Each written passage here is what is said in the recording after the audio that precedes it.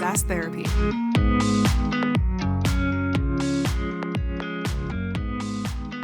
Welcome, everyone, to another episode of SaaS Therapy. This is the show where we help you save your most important business relationships.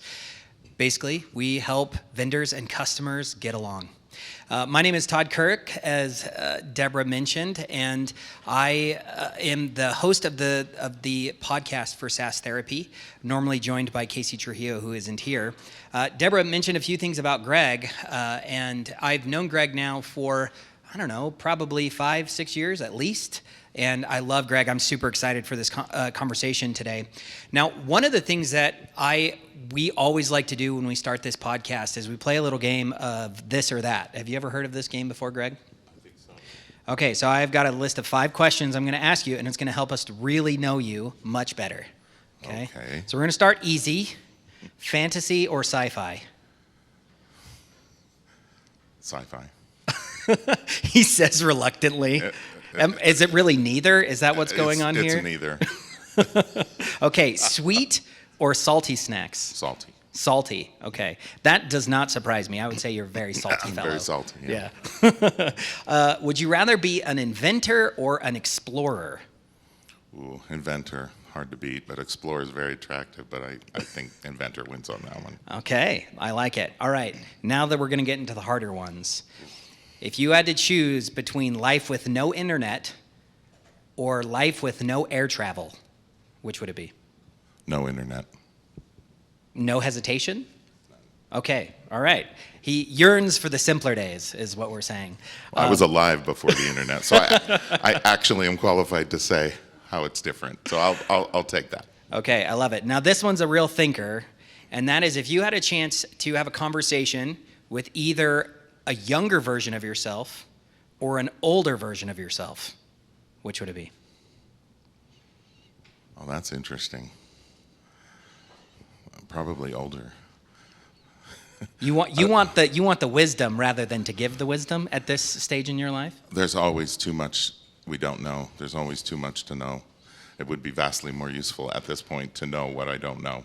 Oh, so good. I love it. Greg, welcome to SaaS Therapy. Thank you.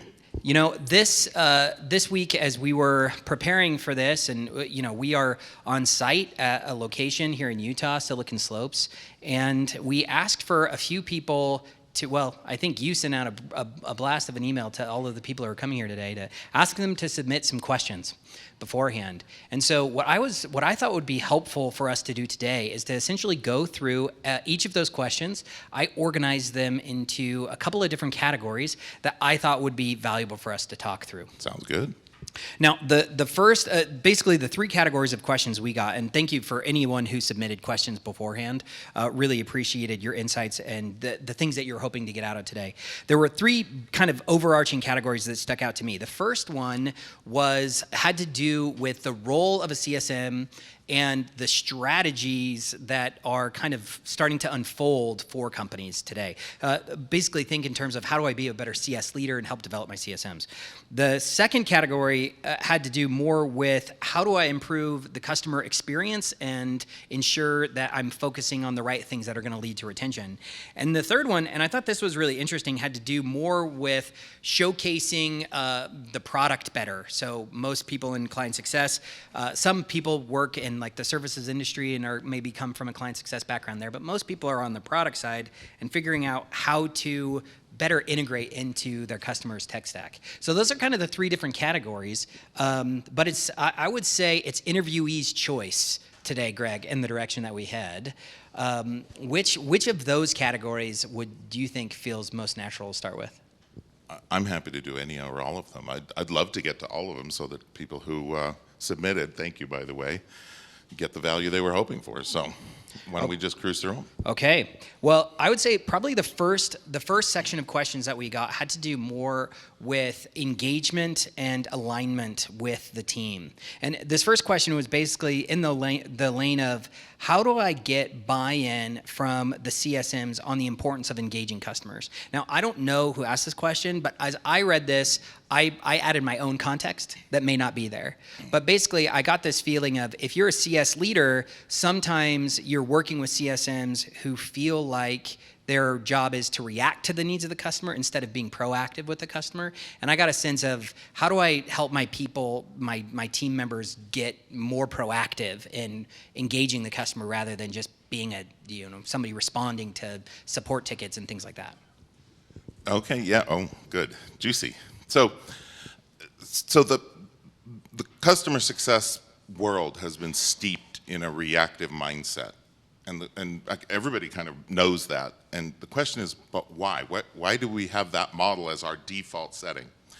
And I believe it's because we have a default theory in our head. And the default theory is happy customers stay and unhappy customers leave.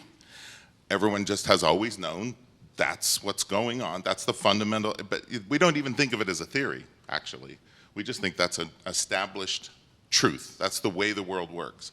And if that's true, I would argue that being highly responsive is logical. I think that makes sense, right? How do I make an experience the best it can be? By being solicitous, by being, Johnny on the spot with that reaction and fast to, meet a need. And even anticipate a need, which isn't the same as being proactive. So as long as that's our default logic for what it is we do for customers, then that makes sense. The problem is it's not true. It isn't actually true that customers stay because they're happy or leave because they're unhappy. And I can prove it. Think about, have you ever had this experience where someone leaves, a customer leaves, and then on the way out they're telling you what a great experience it was working with your company, right? And it's like, what? Or you've had the opposite experience where they're unhappy, complaining, and yet they keep renewing. So something's wrong. And for years, this drove me crazy. This was an experience I was having all the time. And I'm like, wait a second, but we just know this is true. And then it hit me, how do we know that's true? How do we know that's what's really going on? And of course, the more we've tested it, the more we realize actually that isn't what drives customer retention. What drives retention is results. Customers' results. So we have this great data set. You probably have heard of some of the research we've done where we've correlated SAT scores, satisfaction scores like NPS, to average customer lifespan, which is actually how it should always have been done. The research that was done before that appears to show NPS or satisfaction drives retention. Actually, they were done wrong. The right way is to say, at every level of satisfaction, what's the average lifespan? And it turns out they're all the same. They vary almost not at all. Over a period of average lifespans are something in the range, in SaaS B2B, something in the range of 46 to 48 months. And there's a reason for that. That's the 4-year renewal, right? So they vary like a few weeks. Like it makes almost no difference. Well, then what is it? Well, the thing we found that's by far the most predictive of customer retention is whether or not they got measurable results. Well, that makes sense. That's why the happy customer leaves. They weren't unhappy. They just didn't get results, or they didn't perceive that. And the unhappy customer staying, right, because they are getting results. And so this is what I think can allow us to make this move from being reactive to being proactive, is to shift our basic theory of how it works. If the theory is that customers stay for results, then I can no longer be responsive. Because that just begs the question, why don't customers get results? And the answer is because they do it wrong. Some version of that, right? They don't do it enough, or they don't do it right, or whatever. So I can't wait to see how things turn out. Oh, and this is the other thing. We have this other data that shows that if a customer, by the time a customer gets into trouble, by the time they're giving off one of these signals, they're looking around at other vendors, or they've stopped using your solution, or greatly reduced their use. These are all bad signals, obviously. But what we found is that by the time a customer gets to that stage, you almost can't rescue them. So we do rescues, and we all do this dog pile thing, right? Where everybody is a fire drill, and the CEO's calling them, and blah, blah, blah. Well, those work out about, in SaaS B2B, our data shows they work out about 10% of the time. But here's the crazy thing. I always had this odd feeling, right, when we had a rescue, and we're all high-fiving, and everybody's happy. I always had this odd feeling like, I wonder if we really didn't succeed. So what we did was we pulled a lot of rescue data out of our data system, the benchmark system that we run. And what we found is, sure enough, customers who you rescued almost all churn in the next cycle. So really you didn't rescue them. What you're doing is just kicking the can down the road. And usually at some expense, right? Free discounts and months and all this kind of stuff. So the point is, if we want to make this shift from being reactive to being proactive, it's less about how do I change the things I do. It's more about how do I change my whole mentality. If customer results drive retention, then the question is, well, what do I have to do to help customers get results? And the more we think that way, the more proactive we're going to be. So here's the last thing I'll say about this, but we can be way more proactive than we realize if we make this shift. So have you ever been on a first call or a kickoff call with a customer, and you get off the call, and you turn to your neighbor, or I guess now it would be your cat or something, and you say, or you call somebody on yeah, Slack right, or yeah, whatever, and you say they're not going to make it. You ever had that experience? You're right, by the way.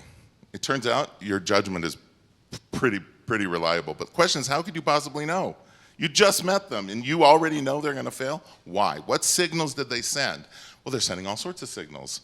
Like the person you're talking to says, I don't really know why I was assigned to this, but I guess I'm in charge, and the key leader who paid for it didn't show up to the meeting, and they're sending, I don't think we can integrate with this other system. They're sending tons of signals, right, that this isn't going to work, and you know it. So the point is, when you've made this shift to thinking in terms of results versus thinking in terms of satisfaction, it puts you in a completely different place where your mind will just automatically, organically start thinking, I got to get ahead of the problem. I got to head this off now.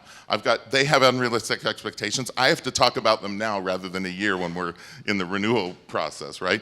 So I honestly think it's a bigger shift that's less complicated than we think. It's because it's a mental model shift. And I think companies that have started, and even individual practitioners who've started to make that shift, you can immediately see in the portfolio of activities they engage in. Because the thing is, we can do all sorts of things, right? We can, with our day, there's only an unlimited number of tasks you could take on or things you could react to or deal with. So we're always curating. We always have to make decisions and prioritize. And I think this shift is what allows us to start to think in that way. You know, Greg, there's something there that I'm sure everyone, if you're a CSM, has felt that feeling before of a lack of confidence that the customer is going to be able to get where they need to go. And one of the things that I find really interesting is that in the mindset of the customer, a lot of times what happens is they're at the start of the relationship, they don't feel the like ticking time bomb the way that you feel it as a CSM. And so I think one of the things that's really interesting is you'll get on a call and they're like, oh yeah, we've got plenty of time. You know, it's all right. Like, let's talk a month from now. You know, I think I can get this, we'll probably get this thing kicked off by like next quarter sometime. And so I'm curious, what are your thoughts? Because for me, as like, okay, you got to drive to get results. You got to drive to get results. You have to be proactive. That mindset makes sense. But what do you do when the customer doesn't feel the pressure and the like that ticking time bomb that you feel as the CSM? That's a great question. So, and of course that's what happens, right? And because they seem really happy about the way things are, why should I worry? Well, now we've got this new mindset. I'm like, oh, I should probably start worrying about it. So we have an interesting study we did on this. Actually, we've done this study a number of times where we look at customer engagement in the product, whatever that is, some utilization, early utilization indicators, right?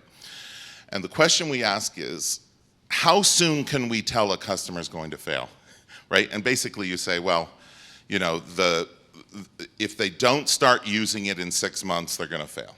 Okay, that's easy. What if we check at 3 months? Is it already, like, do we get the same signal? What if we check at 1 month? Okay, so I like to ask companies that I work with, how soon do you think a customer needs to engage or they're going to fall off, right? Fall through the cracks and fail. And so one example, there was a very large study. This was several tens of thousands of customers, so a really cool data set. They said it's 90 days. We just know it's 90 days. If customers don't have a meaningful usage indicator in the first 90 days, that's a bad indication. So we tested it, sure enough. So then I said, well, what if we tested it at 30 days? Same signal, no difference. What if we tested at 10 days? Same signal, no difference. What if we tested at 2 days? almost the same signal. So what does this tell us? And this is, by the way, more or less what we find every time. We know way earlier than the customer knows that they're going to fail. And this is important because the whole point about rescues not working, that rescue method not working, is that, well, we have to then anticipate a problem and solve it before it gets to the rescue stage. Which, if you think about it in another way, that means you're addressing a problem the customer doesn't know they have. You know they're failing before they know they're failing. And of course, that's magic, right? What if I could know a customer was failing before they were aware they were failing? That would be great, because then I'd still have all that goodwill. I'd have all that momentum and that positive energy. Because by the time they're failing and they know it, it's really hard to turn it around. So it turns out that the signals for failure are usually much earlier than we think. Remember, I just gave an example of knowing on the kickoff call. So a lot of companies are like, we determine whether a company's green or red when they graduate from onboarding. Why are you waiting that long? In many cases, on the kickoff call that they're red, right? So that's the same idea. If you want to get at your question of how do I make that, right? How do I make that shift, and what does that feel like in practice? Well, it essentially is, I want the customer to think things are going well. At the same moment, I'm addressing problems that aren't. And that's like the perfect moment. Now, this is the reaction you get particularly from individual CSMs, but also from leaders sometimes, and it's totally understandable. So if you follow my approach, you know what you're going to end up doing? You're going to end up marking a lot of customers red that you weren't marking red before, because they're fine. No, they're not fine. We know that what they're doing now will lead to poor results later. So I want you to mark them red now and solve the problem now. But the customer's not mad. How could they be red? You see, we've conflated a red customer with an unhappy customer, or a customer that's conscious that it's failing. No. Red means there's a problem we can solve, and it's way better to solve it now than later. And so they suddenly their whole list of customers turns red, or a lot of them do, right? And everyone's freaking out. But there's a positive side to this. Because this is exactly when I'm in a position to solve the problem with good customer will, good positive energy and momentum and cooperation. But then the other side is, it's much more likely to work. Don't you want to work on customer problems when they're easy to solve and they're more likely to win? I mean, so yeah, what you're paying for that is shifting your default risk setting way down. The threshold is way down, right? And then being very specific about what that risk is. It's not some generalized risk. It's they aren't, integrating with this other thing. They aren't using this. They aren't rolling it out. They aren't motivating their users to. Whatever the behaviors are, those are the things we can solve now because of the goodwill, because of that good momentum. Yeah, I think it's interesting to me as you say that, Greg, because I think this requires a mindset shift in the relationship that you want to have with your customer. And, I think every CSM would say, I want to have that trusted advisor relationship with the customer where they see me as someone who is providing tons of value on the calls that we have, and I'm helping them figure out how to solve key business problems, and I know what their use cases are, and I'm giving them the roadmap to be successful. And I think a lot of CSMs really, they know in their minds that that's what they need to do. But at the same time, there's this other side of it where it's there's all this pressure now because the role of the CSM is starting to change a lot. Last year, 2023 was really hard for a lot of companies. A lot of CS teams got slashed and shrunk. And then not only that, but now there's a whole new expectation around being metriced on, bringing in new leads for expansion and all these other parts of this role. So there's more that's being put on the shoulders of the CSM that probably makes it feel like they're even in a harder position to be successful in that trusted advisor role. So what advice would you have to help people who are trying to figure out what is the role of the CSM in today's world, and how should I spend my time, and how do I build the right kind of relationship, and at the same time, meet the business objectives and the revenue objectives for my company? Yeah, okay, so this has been an interesting year, hasn't it? I mean, all of that pressure and slashing teams and all these companies and CEOs saying, what did I get for my CS investment? Where's the evidence that this was worth it? Well, by the way, as I don't know, counter-conventional as my ideas are, I'm actually a huge fan of the concept of customer success, and I really don't see it going away, but we have to change. We have a lot we can do that's better. So what are we talking about? How's that role shifting? Well, in some ways, I hate to say it like this, but I'm happy about the additional pressure, because that pressure in many cases has broken through a barrier that wasn't productive. And that barrier I'm talking about is this protective instinct we have around all of our conventional CS, cherished CS activities and best practices. And I'll just throw QBR out as an example, right? It doesn't work. QBRs, we just have endless data and evidence on this. QBRs are essentially a complete waste of time. We have some evidence that they're actually a negative in some situations. But there's so many other examples, right? A lot of cadence calling is essentially useless. Most live training, customer training, is useless. There's all sorts of things. I like the pressure because it's putting so much pressure on this, and the word scale starts creeping in the same conversation, that we're being forced to take a very hard look at all the stuff we do because we just simply can't do it anymore. And the good news is, well, to me this is good news, because the best evidence we have is that the majority of those things have no leverage at all. They don't work, right? So much of what we think of as essential customer success role, actions, activities, practices, really there's no evidence that they work at all. But something does. It's not like nothing works. And being forced to put everything back out on the table and look at it really closely and say what actually has leverage, because we can't afford anything more, right? I think that's been useful. So where does that lead? What are we talking about? Well, let's go back to looking through the lens of customer results. If all that matters is customer results, and then a lot of the things we do that are nominally investments in customer satisfaction, we have to take a hard look at that.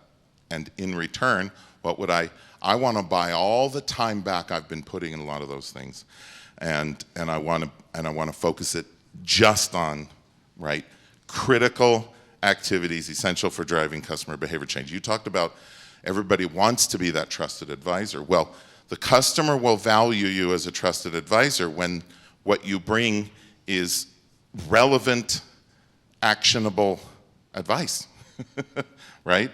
Instead of an hour-long QBR where we talk about our product roadmap and the project status and all sorts of things, we really need that time. As trivial as you think that sounds, every bit of time I can buy back so that we can focus on identifying the customer's result that matters, agreeing how it's going to be measured, and then pushing them, and I use that word on purpose, through the key process changes they need to make to get good results. And when you get into that position, an interesting thing happens, because you become a lot less, obsequious and solicitous and responsive and people-pleasing, right? The people-pleaser is kind of the classic CS personality. And you just don't have time for it anymore. Now it's like, here's what you need to do, customer. Let me lay it out. First, second, and third. And, if they push back on that, well, that's not the way we do it. Well, I had a very bad experience. So I had a client, I lived for many years in Silicon Valley. One of my clients was Intel. And we were doing this big project for them. And as time went on, it became more and more clear that all we were doing was reproducing their previous system, just modifying ours until it looked exactly like the old one. And at some point, I just said, no, we're not going to do it anymore. What are you talking about? We pay you millions of dollars, blah, blah. No, we won't do it. Why? Because if we reproduce your old system, you'll get the same results you were getting before. And did you buy us to get the same results you were getting before? No. Do you expect better results? Yes. Then you have to do it differently. And I'm going to show you how, because I've done it before. We've done it dozens or hundreds of times. Oh, okay. Now, I would not have had that conversation and been bold enough to say that if I wasn't under extreme pressure knowing that the whole thing was going to blow up in a few months if I kept going down this road. In a sense, that's a microcosm of this broader pressure that's being put on the whole, I don't know, world of CS, where we're being pushed into a position where we simply can't afford to do anything but the most essential things that will drive customer results. And what companies are finding, and this is, to me, this is exciting. This is kind of the light at the end of the tunnel that's breaking out in 2024, and I see it going forward, is that companies are discovering they have way more leverage than they thought. They're letting go of the stuff that doesn't work. And they're discovering we don't think of ourselves as having the ability to control customer behavior and to really, I don't know, force them or get them to change things, because change is hard. But it turns out we have more leverage than we thought if we shift our mindset in that direction. And so I don't mind the pressure. I think it's time for that pressure. And I think the great CS people that I'm watching, leaders and individual practitioners, are taking this moment to refresh, to take a fresh look at everything and say, yeah, I'm just gonna have to let my monthly cadence calls go in favor of much more focused calls that are single purpose. They're designed to drive a particular key behavior change, to advise the customer on why that's essential to get results and why if they don't do it, they won't get results. And they're starting to get into that mode where we're just challenging customers, and what people are afraid of is that's just going to make customers angry and they're all going to leave, and that's not what happens. That's not what people experience. Challenging customers leads to this whole new relationship where they sit up and think, oh, there is expertise here we should take seriously. I do respect that advice. That is something different than we knew. So. Yeah, Greg, there's kind of this joke that as ongoing joke as we've done this podcast where people tend to call me the Todd bot because I like to summarize things. And I heard a couple of things there. One, if I were to summarize that, I would say you're never going to get 30-inch biceps if you spend all your time just lifting 1-pound dumbbells, right? Oh, that doesn't work? No, oh, unfortunately. Shoot. Well, I was doing something wrong. That's all I'm doing, so that's why I don't have 30-inch biceps. But I think one of the things there is, one, you want to make sure pressure's good because it helps you grow. You're only going to get stronger if you're under pressure. But unfortunately, we oftentimes fill our time with things that are not useful. So get rid of the things that are not helpful so that you can focus in on the things that actually are. If I go to the gym and I walk for an hour at 2 miles an hour on the treadmill, that's not going to be nearly as effective as if I'm doing like really intense work. I don't work out. I'm just now realizing I'm using this analogy, and people are like, "This dude doesn't know anything about the gym." Neither do I. But that probably is a good transition into kind of the second category of things that we heard from people today, which was when we think about the experience and how we help the customer, we want to move from being this reactive support answerer person who's just there at the beck and call to help the customer, but not driving them and pushing them and challenging them. But there's this other side too, which is there's a need to scale, there's a need to automate. You already mentioned that. That's the direction we're moving anyway. Many organizations are having to move that direction. So, what have you seen that's worked, that's helped companies to shift faster into this more scaled approach, cut the fat, and get focused on the things that really matter? Yeah, so here's another mindset shift. One of the things I've heard for years in customer success is every customer is unique. That's why we have people doing this job. We gotta understand every customer where they are. I'm gonna reject that wholesale. Now, it's not because every customer isn't unique. Obviously, they are in almost an infinite number of ways. The question is, are they unique in the ways that are relevant for how they get value from the product we produce? Right, that's a different thing. Forget about all of the ways in which they differ, because it's infinite. The question is, what produces results with our product? Our product only produces so many business results. It might have hundreds of features or thousands, but it doesn't produce hundreds of business results. And if the business results are why they stay, there's just a limited number of those. Our product doesn't do everything. I do this with my clients all the time. Even big companies you've heard of with really complex portfolios, no one has more than 10 business benefits. I've never even seen 8. Most companies, it's 1 or 2 or 3 key business benefits. Maybe it's 4 or 5 for your company. That would be a lot. And that's helpful. Why? Because what that shows is that there isn't that much variety in the pathway customers have to follow to get to meaningful, measurable results. If that's true, then that's a huge gift. It's a massive gift. Why? Because that means we can standardize. We don't have to rethink and reinvent the wheel and adapt everything to every possible nuance for every customer. It just isn't the case, right? So what I recommend is start looking at your most successful customers. But don't look at what they're doing today. They're doing cool things, advanced things. Look at what they did right when they started. What were the first things they did to go from, I like to say, park into first gear? What were their key things? Because one thing we know from the data is that the vast majority of customers who churn failed early, right? Whether they churned early or not, it depends on how long it takes to realize it and whatever, how long their contract was, et cetera. But most of the churn that we see goes away when customers hit their first measurable result, not full results. Like if you say, okay, let's define what success looks like, right? It's up here. You'd think if I only showed you 1/100th of that, you'd churn. But it turns out in the data, churn already goes down by more than half. So a good example is we were working with an email marketing company, and they were wondering, how many dollars in through their new email channel does it take before they say, this is working, we're sticking with it? Because nobody signed up to earn $1, right? So how many dollars? Turns out the answer is 1. And it's like, why? You didn't sign up to earn $1, but what you're saying is, and we interview customers because we're curious about the answer, you're saying that you already know you've achieved $1. You already know this is going to work, and you're going to stop failing your training. You'll double down. You'll engage. Blah blah. Customers say some version of this, which is actually very sophisticated if you think about it. What they say is, well, yeah, we haven't achieved our results that we expected, but we've achieved enough to know it's going to work. Now we know it's going to work. You see, what's happening in the customer, there's a conversation going on in their head that they're not telling you about. They don't verbalize it out loud.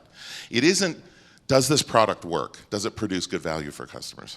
The question is, will it work for me? Will it work for us? Customers know that their company has failed at lots of things, that they've tried things and it didn't work. They're genuinely questioning whether it will work at all. When you show any evidence, measurable evidence that it's working, it's amazing. Churn goes down massively. So that's a big part of this, right? I think that's one of my favorite models we talk a lot about with our own teams internally is the fact that customers buy you anticipating value, right? In other words, I think one of the things that it's kind of this dirty little secret that we tend to ignore is that like the customer bought us because they think it will work and they want it to work. And they hope it will work. So any little signal that shows them that it will, they'll latch on to quickly. So that's why it's so important to showcase that to them because they want it to happen. And yet sometimes we feel like, well, we're at odds, right? You want something different than me, customer. But no, they want the same thing. That's why they paid you money in the first place. Exactly right. And it's why it's so important to get to first results. Mm-hmm. Rather than trying to map out a plan for every customer that gets them to full results, just start with getting them to first results. Whatever's the fastest, lowest friction, fewest points of failure path to getting to a first measurable result, that's what's transformative. And I think that leads really well into maybe our last question that I'll have before I ask you my true last question that we ask everybody who we have on the podcast. But the last question that was kind of brought up as part of this conversation today was, so unfortunately, my product oftentimes doesn't feel like super critical to the customer's tech stack. So they've got, isn't it so funny? We've made up this term. There's the tech stack. And the tech stack is the thing that's viewed as absolutely essential. And how do I get into that essential category? And maybe we've already answered that today, but I'm curious if you think specifically from the lens of, I need to think in product value. What do I do to deliver that? What would be your final answer there? Very few companies do the one thing that would eliminate this question, that would resolve this question, which is measure your customers' results for them. Why do so few companies do it? I don't believe a company's customer-centric if they don't measure their customer results. But when you do, and I just said even a little bit has a transformative effect on the relationship, when you do that one thing, nearly everything else evaporates. And it's amazing how many of the things we would talk about that you should do, we don't even need to. Start measuring your customers' results for every customer and start watching it have this impact. It's transformative. Okay, Greg, that was awesome, and unfortunately, might have stolen the thunder from my real last question. But it's okay, because I have a feeling repetition's good, and I have a feeling I know what your answer to this question is going to be. So this is SAS therapy, right? We're going through a therapy session. Every good therapy session ends with one thing. The therapist is going to give you homework. So if you could give our audience one piece of homework to take from this conversation today, what would it be? Yeah, find a way to measure your customer results. I mean, I knew you would say it, Yeah. but I had to ask it anyway. It's the most transformative thing I ever did. And when people ask me how to do this or how to do that, all of those things are derivative of the moment when I decided, I wonder what results my customers are getting. I think I'll start measuring them and see. Everything else, like you could read everything I ever say. Honestly, just start measuring. I call it measure and materialize. M&M. Measure the results and materialize them back. Show them back to the customer. It turns out even if they're bad, customers will double their lifespan because they now trust you as a key part of the solution. I call it customer bonding. Customer bonding is when a customer cannot visualize their success without your company in the equation.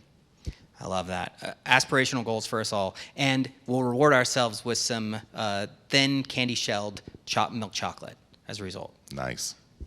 Sorry, that was a joke that did not land because it was it. dumb. So thank you, everyone, for joining us today. Thank you so much, Greg, for coming and being here. Thank you to Silicon Slopes for hosting and for our live audience who was here. This episode of SAS Therapy is brought to you by Brainstorm, the SaaS adoption platform for helping companies get better adoption of their software. So thank you, everyone, and have a great rest of your day. All right, bye-bye.